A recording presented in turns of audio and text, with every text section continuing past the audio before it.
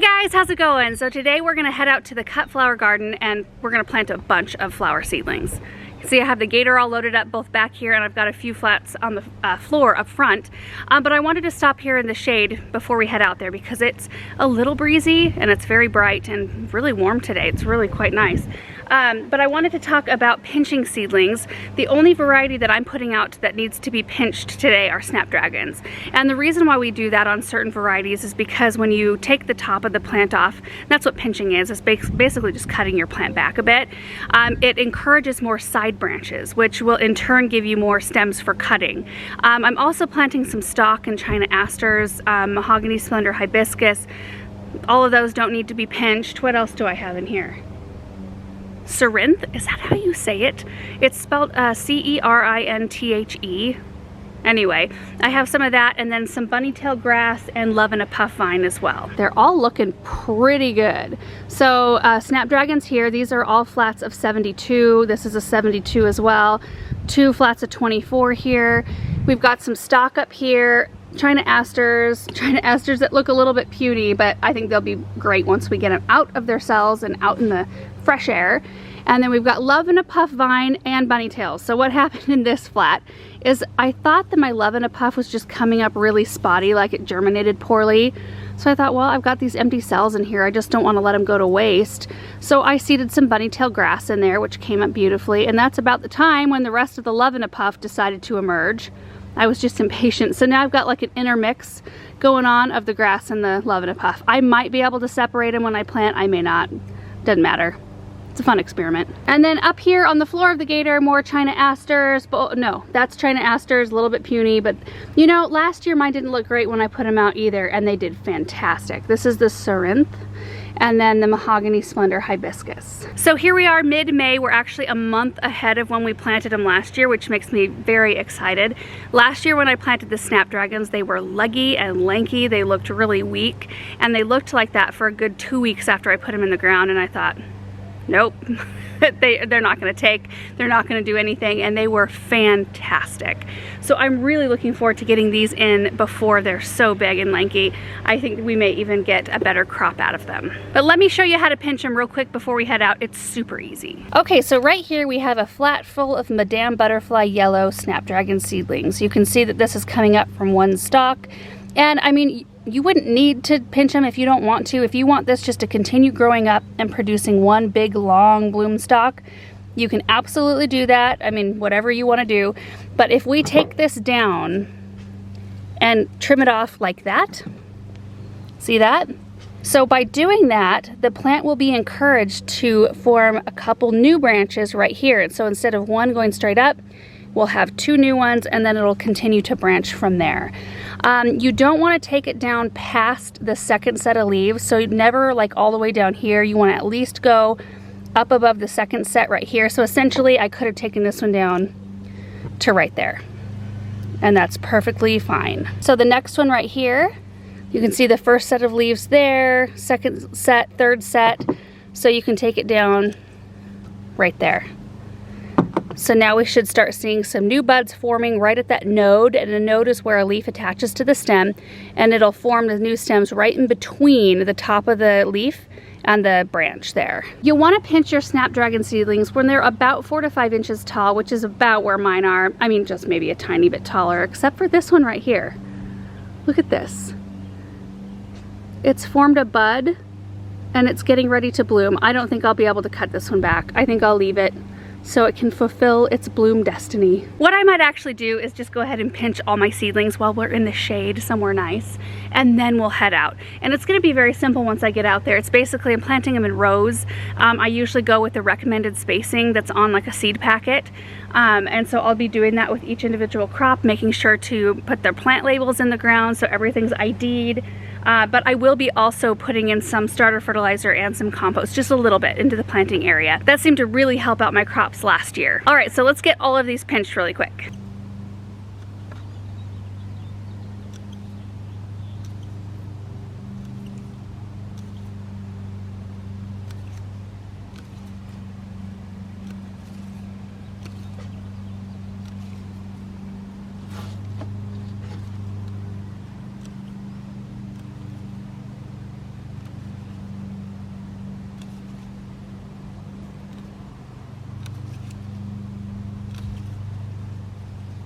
Okay, so check this out. Sometimes they do form branches without pinching.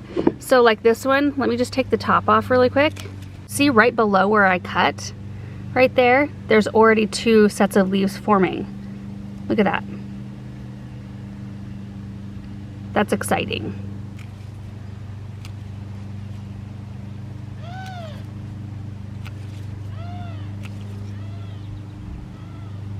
Look at that one. I must have cut that one earlier on, or it broke off or something. But see, that's what starts happening after you pinch them.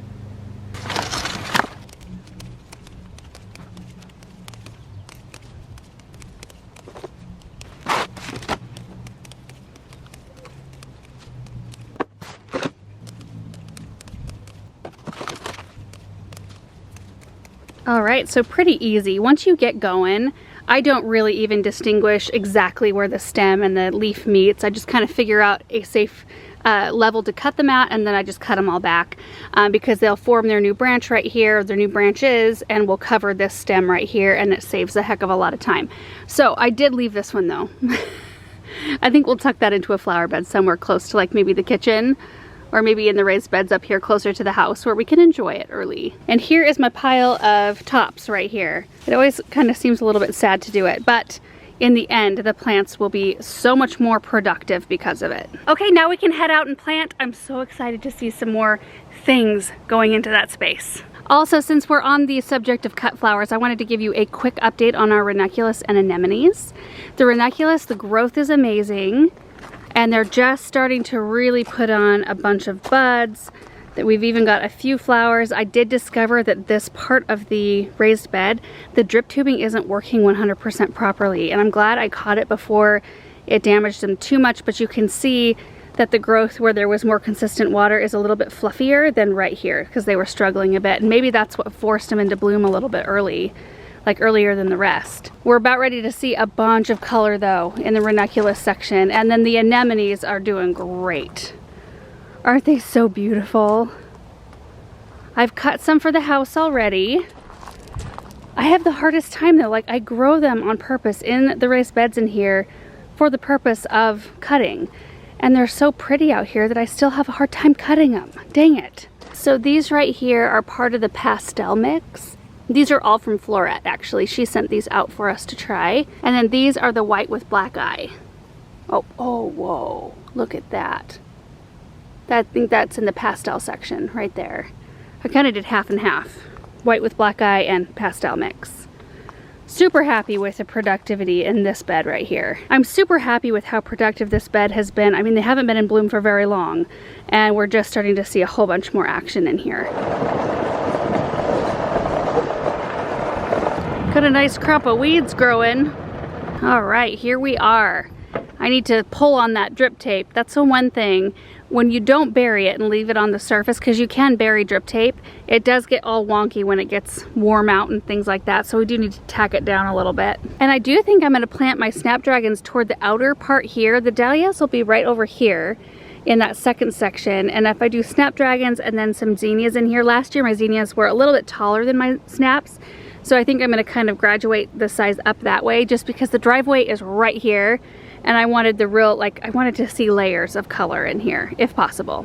We'll see. And I do think that every year it's gonna be an evolving process just to see how things grow out here, how best it is to lay it out, because it might be where I end up doing my rows going the opposite direction. I may not run them north to south like this. I might do east to west. It may be better for wind. I'm not sure. So we're just gonna try some stuff out every single year and we'll improve on it, hopefully from there. I'm going to unload seedlings here. Oh my goodness, it's warm out. And then I'm gonna go grab some of the compost and biotone because we have to have that to start.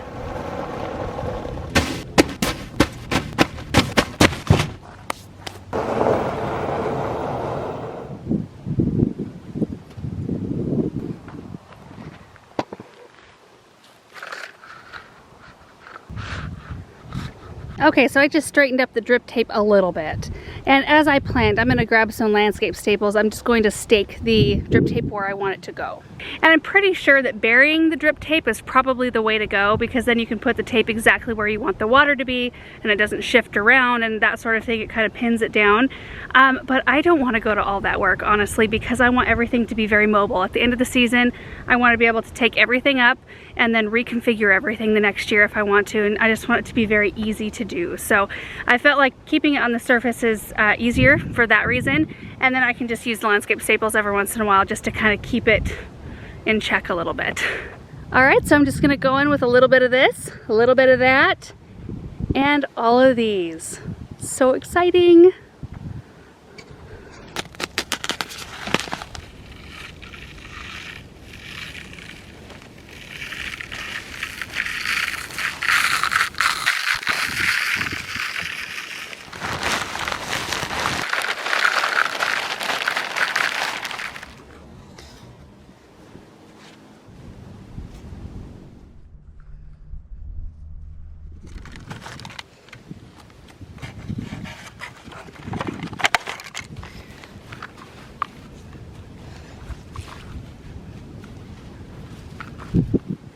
All right, one down. So many more to go. And here's how I'm planting them. I'm gonna do 3 rows here instead of 4, which I could do 4. I could do 1 row on the outer side, but it is possible, not likely, but possible, we may put in a boxwood hedge this year. So I wanna keep the outer area kind of clear. I have them spaced roughly 9 inches apart. So right here, here, here, and then you can see the next one I started kind of in between these two. So I think it'll work out really nicely. Anyway, that first 72 count flat made it about 3, 6, 9, 12, 15, 18, about 20 feet or so. 20 foot a row times 3, that's 60 feet of lavender snapdragons. Oh boy, here we go. Yeah.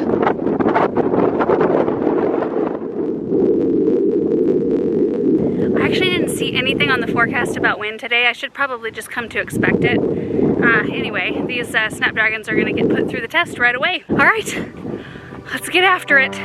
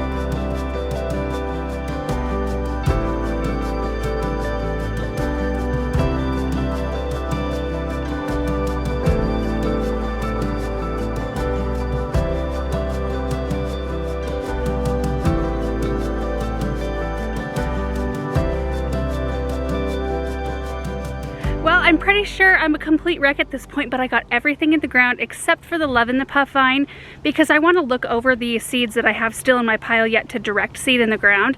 I think there's some flowering vines I want to plant on the obelisks out here, but I'm not sure. I may want to plant the love in a puff on those, so I wanted to go back through those before I planted those anywhere. But let me give you a little look at where everything went. So I ended up planting these 2 full rows. I finished up the row that the stalk's in here, so the stalk that's blooming was there, and then I planted from there all the way down to the nasturtiums. I planted a little bit of grass right in here, the bunny tails. Yeah, that's what I planted. Feels like I planted more, like there should be more to show for my work right now. It will look awesome though here in just a couple of weeks, I think. I mean, just give it some heat, and I think we'll be in business. So let me walk you through each one of these rows, and I cannot wait until they get a little bit of size on them. And see, the wind is already coming up a little bit stronger here, darn it. But we've got all snapdragons in this first row right here. So there's Potomac lavender, and then apricot, and then silver, and then Madame Butterfly bronze with white, which I really love. So that kind of caps the end of that row. I spaced them approximately 9 to 12 inches apart. I don't know if you'll be able to see that there. And they have a maturity of about 110 to 120 days. The second row here has Madame Butterfly yellow to start with, and then Madame Butterfly bronze, which is a little bit different than the bronze with white in that it's got more saturated color. And then I started in with stock. So about, let's see, maybe halfway down the row, the stock starts, and then we've got iron purple and iron yellow. And then I forgot that I had a third tray in the gator. And so those ended up having to go right over here, right beyond this other stock. So this stock was here, thankfully, and so I was able to put the other stock there, so it makes sense. And those are the apricot and white stock. And then I finished up the rest of that row with Mahogany Splendor Hibiscus, which we space out about 24 to 36 inches. I'm a little bit closer than that, but, well, they're little too. It's hard to see when I've watered because they're so darkly colored, and when the soil's dark, kind of hard to distinguish, but they will be gorgeous. So back to the second row here. The stock I spaced about 6 to 9 inches apart. It has a 90 to 100 day maturity. And then I started in with the asters, which are supposed to be spaced 9 to 12 inches apart, and I fudged that a little bit. They're a little bit closer than that. But I have Duchess Peony, Tower Blue, Tower Apricot, Violet, Yellow, and Lady Coral. And then this row is capped by the Cerinth, which you usually space out about a foot, maybe a little more, and I did the spacing proper on that one for the most part. And this one has a 65 to 70 day maturity. And lastly, we have the bunny tails, which, you know what, I was able to extract it from the Love in a Puff easier than I thought, thankfully. It's kind of weak though, and I've never grown it from seed, so we'll see what happens. Oftentimes, I just have to get seedlings out here and they don't look like much, kind of like what I just planted. And it takes a couple of weeks and then they start rooting in and really putting on growth and size. So they look kind of puny for a while. But these have the most beautiful seed heads on them. I'm really excited to see how they grow. And those are supposed to be spaced 9 to 12 inches, which I think I did that. So in this first rectangular section, I have 2 more full rows open, which is perfect. That's about what I wanted for zinnias. So we'll get those here in the ground, like, as soon as I have time to do it. This row here is all potatoes. I have lots of onions in here, celery and red cabbage. All of the flowers that I direct seeded that first day this spring, all of them came up. They're a little tiny bit patchy, but pretty good for the most part. The end of this first row came up, but really nothing in between. There's just like hit and miss, a couple seeds that came up. So I'm going to fill this back in.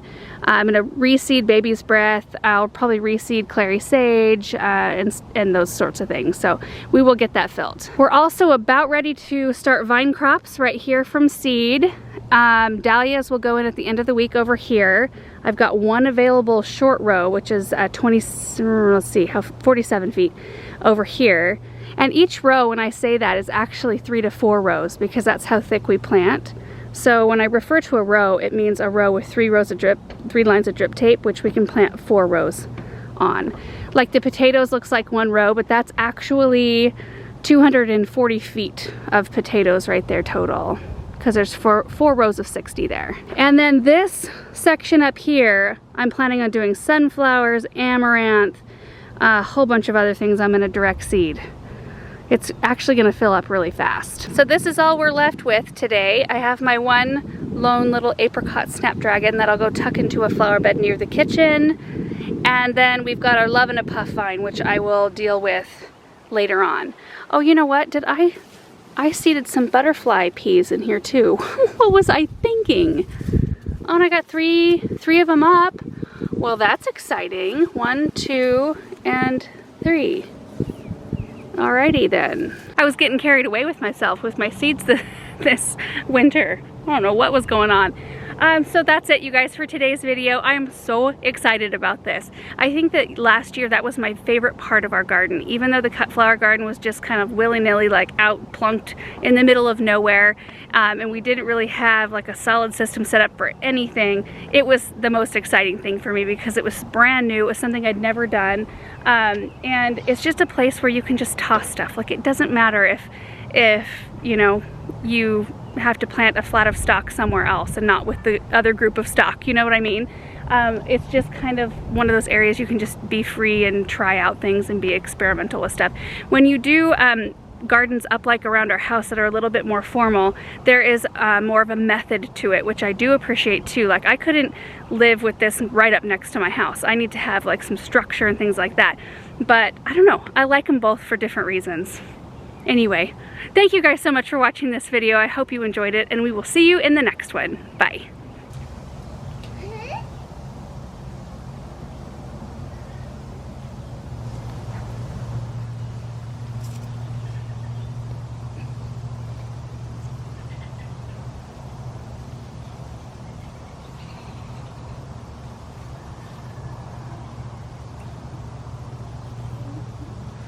There, that sweet little apricot snapdragon will look really pretty among the heucherillas.